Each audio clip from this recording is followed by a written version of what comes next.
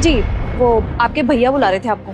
ठीक है, आप ऊपर पहुंचिए, मैं आता हूँ। ठीक है, एक मिनट, कहाँ जा रहे हो? अरे भैया बुला रहे हैं ना, तो सुन के आऊँ क्या कह रहे हैं। कोई जरूरत नहीं है, अभी आपके ऑफिस का टाइम है ना, तो वहाँ जाओ, वहाँ लेट नहीं हो जाओगे।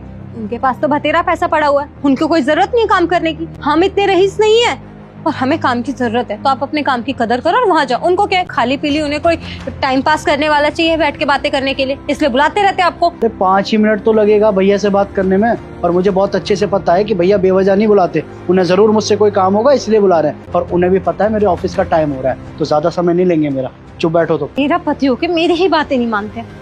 अरे हद है, बस पूरे दिन अपने भैया भाभी की गुलामी करवा लो। जरा मैं भी तो सुन, अब मेरे पति से कौन सा नया काम करवा रहे हैं। आज तुम्हारी सालगिरह है ना, तो मेरी और तुम्हारी भाभी की तरफ से ये तुम्हारे लिए, उसको कुछ बाहर खिला के लेकर आना और उसको कोई अच्छा सा गिफ्ट भी दे। पैसों की तो जरूरत नहीं है, मैं मैनेज कर लूंगा। मैनेज कर लेगा भी?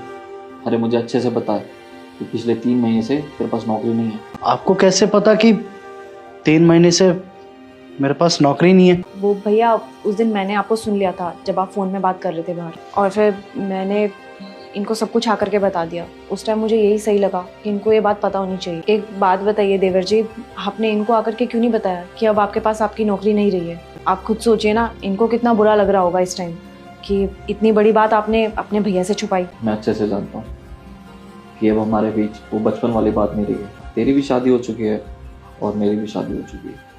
अब हालात थोड़े बदल गए, लेकिन इसका मतलब ये तो नहीं है कि भाइयों का प्यार कम हो गया।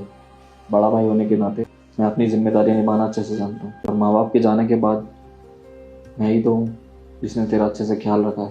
मेरी तरफ से जितना हो पाया मैंने तेरे लिए किया, इसीलिए ये पैसे मैं तुझे दे रहा हूँ। तू इससे सालगिरह बना, और हाँ, छोटी बहू को मत बताइए कि ये पैसे मैंने तुझे दिए। अगर उसे पता चलेगा तो काम का गुस्सा करेगी, हम उसका भी दिल नहीं दुखाना चाहते। और रही बात तेरी नौकरी की, तो उसकी भी चिंता मत कर, उसका इंतजाम भी तेरे भाई ने कर दिया है। तेरे पास एक SMS भेजा है मैंने, उसी पते पे इंटरव्यू देना चाहिए। वहाँ पे मैंने तेरी सारी बात कर ली है, तेरी नौकरी वहाँ पे लग जाएगी। अगर उधर भी कोई परेशानी आती है ना, तो उसके बाद भी चिंता मत करिए। तेरा भाई है ना, तेरे सारे खर्चे मैं उठाऊँगा। तेरा भाई अभी जिंदा है, ठीक है?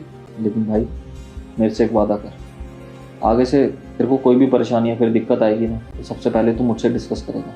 भले ही तू अपने सुख में हमें शामिल मत कर, लेकिन अपने दुख में हमें याद जरूर करना, हमें अपनी सारी परेशानियां बताना। हम तुम्हारे साथ खड़े हैं, ताकि कम से कम हमें ये तो लगे कि हम अभी भी एक परिवार है। नहीं भैया, ऐसी तो कोई भी बात नहीं है। दरअसल मैं सामने से बताना चाहता था आपको कि मेरे पास अभी कोई काम नहीं है, लेकिन किस मुंह से बताऊं आपको।